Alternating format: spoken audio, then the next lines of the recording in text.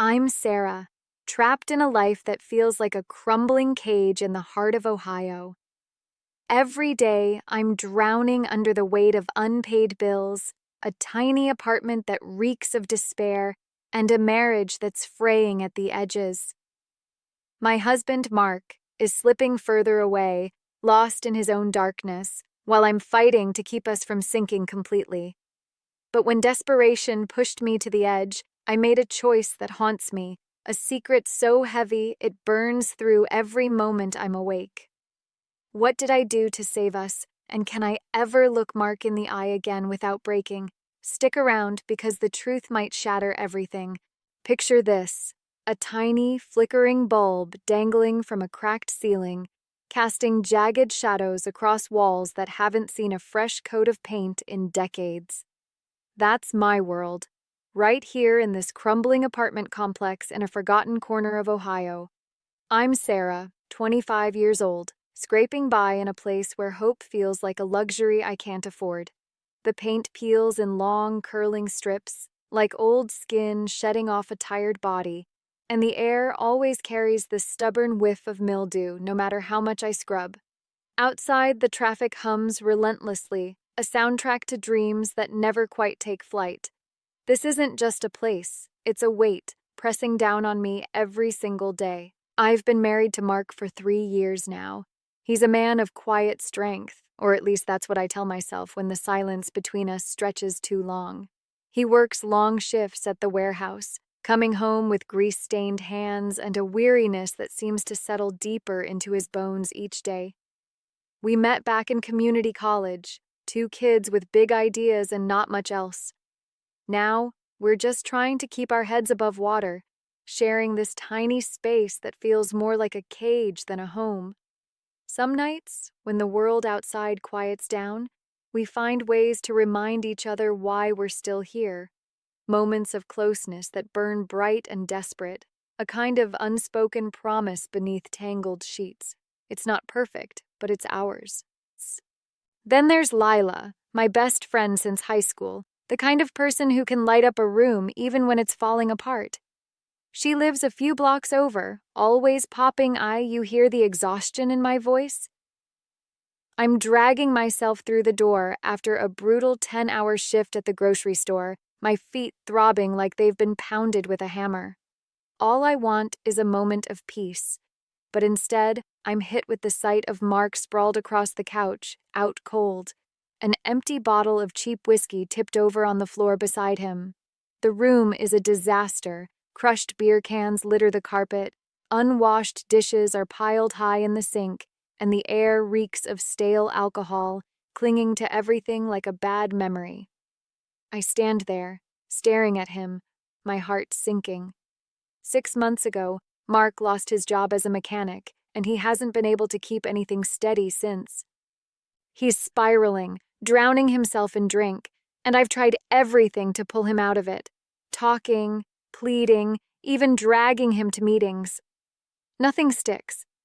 I'm working myself to the bone just to keep food on the table, but it's not enough. It's never enough. I shuffle to the fridge, hoping for something, anything, to quiet the gnawing hunger in my gut. I swing the door open, and there's nothing but a half-empty jar of mustard and a sad, wilted carrot staring back at me. My stomach growls, a sharp reminder that I haven't eaten since yesterday morning. I slump down at the kitchen table, my eyes landing on a crumpled piece of paper, a final notice for our rent. We're days away from being tossed out on the street. I can't hold it together anymore. Tears stream down my face, hot and unstoppable, as I bury my head in my hands. So, there I was, the weight of that final rent notice still crushing me, when I made the desperate call to Greg, a guy I knew from way back, someone who always seemed to have a way out of tight spots. He agreed to loan me $350, no questions asked, but with a catch. I had to pay it back in 2 weeks with interest. I didn't think twice. I took the money, feeling a flicker of something like hope for the first time in weeks. That first week after getting the cash felt like a small victory. I headed straight to the discount grocery store, loading up a cart with canned beans, loaves of day-old bread, and some discounted cuts of meat that were just shy of turning. I even managed to pay a chunk of the electric bill, enough to keep the lights from going dark. For a moment, it felt like I could breathe again. I remember standing in our tiny kitchen, the stove flickering to life, as I cooked up a simple meal. Spaghetti with a watery sauce, but it was something. I set a plate in front of Mark, hoping it might snap him out of the fog he's been lost in. I watched him, waiting for a spark, a smile, anything. But he just stared at the food, mumbled something I couldn't catch, and pushed the plate away. I sat there at the kitchen table, eating alone, the silence between us thicker than ever. Each bite tasted like ash, and all I could think about was the calendar on the wall, the days ticking down to when I'd owe Greg every penny plus more. As the end of the week rolled around, reality hit harder than a brick. I got my paycheck from the grocery store, and after scraping together every dime, I realized it wouldn't even come close to covering what I owed. My stomach churned as I sat at that same wobbly table, crunching numbers on a scrap of paper, trying to make the impossible add up. Rent was still looming, the fridge was already looking bare again, and Mark, well, he was still lost somewhere I couldn't reach. Panic started creeping in, clawing at the edges of my mind. I kept picked. There I was, standing in Greg's dimly lit apartment, the silence so thick it felt like it could choke me. The only sound breaking through was the faint, relentless ticking of a wall clock, each second hammering into my skull like a countdown to doom. I clutched the crumpled $90 in my hand, the bills damp from my sweaty palm, feeling like the ground had just vanished beneath my feet. My mind was a storm, thoughts crashing into each other with no mercy. I pictured Mark's face, the way his eyes would darken if he ever found out I was even here, considering this. I've already given up so much for him, my dreams, my energy, every ounce of strength I had left, just to keep us afloat. But then there's the debt, the empty fridge, the rent notice that's like a guillotine hanging over our heads. We're out of options, out of time. Shame burned in my chest, a bitter, gnawing ache for even thinking about Greg's offer. Yet I felt trapped, like a cornered animal with nowhere to run, no way to escape the walls closing in. I forced myself to look at Greg, meeting his gaze across the room. His eyes held a quiet expectation, a cold certainty that made my stomach twist. Anger flared up in me, hot and sharp, but it was tangled with this suffocating helplessness. I opened my mouth, my voice barely above a whisper, and asked if there was any other way, any chance for more time to figure this out. I was pleading, desperate for a lifeline, but he just shook his head, his expression unyielding. "This is the deal, Sarah. Take it or leave it," he said, his words cutting through me like a blade. I couldn't stand there under his stare any longer. I muttered something about needing a minute and stumbled out of the apartment into the hallway. The air out there wasn't much fresher, stale and heavy, but I needed to breathe, to think. I leaned against the wall, staring at the cracked, peeling paint, jagged lines like scars on the surface. My chest heaved as I tried to steady myself, but my thoughts kept spiraling. I stood there in that hallway for what felt like an eternity, the weight of Greg's words still ringing in my ears. My heart was a hammer in my chest, each beat a reminder of the choice I had to make. I dragged myself back into his apartment, the dim light casting long shadows that seemed to mock me. I looked him in the eye, my throat tight, my voice barely scraping above a whisper as I forced out the words, "Okay, I'll do it."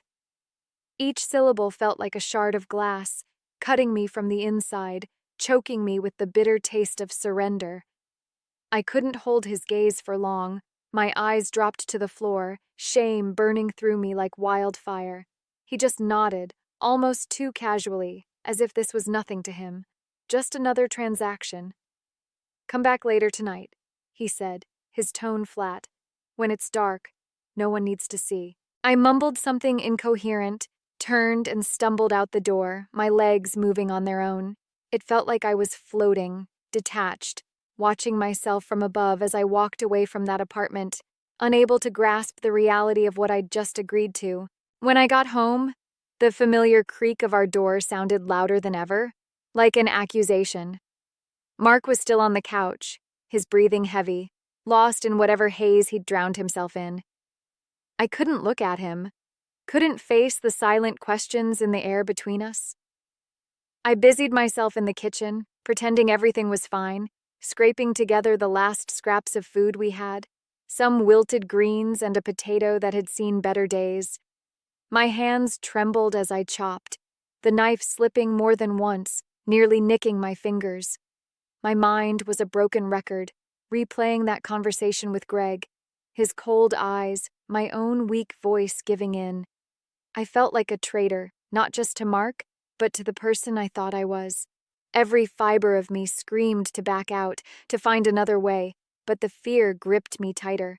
The fear of losing this crumbling roof over our heads, of watching hunger carve deeper lines into Mark's face. In the days after that night are a blur, a heavy fog I can't seem to shake. I've been dodging Greg at every turn, taking the long route around the apartment complex just to avoid crossing paths. I can't bear the thought of seeing his face, of catching that knowing look in his eyes. My stomach is a constant knot, twisting tighter every time I pass by his door, every time I hear a creak in the hallway that might be him. At home, I can barely meet Mark's gaze. He doesn't suspect anything, not yet, and that somehow makes it worse. I mumble responses to his half-hearted questions, keeping my eyes on the floor, on the dishes, on anything but him.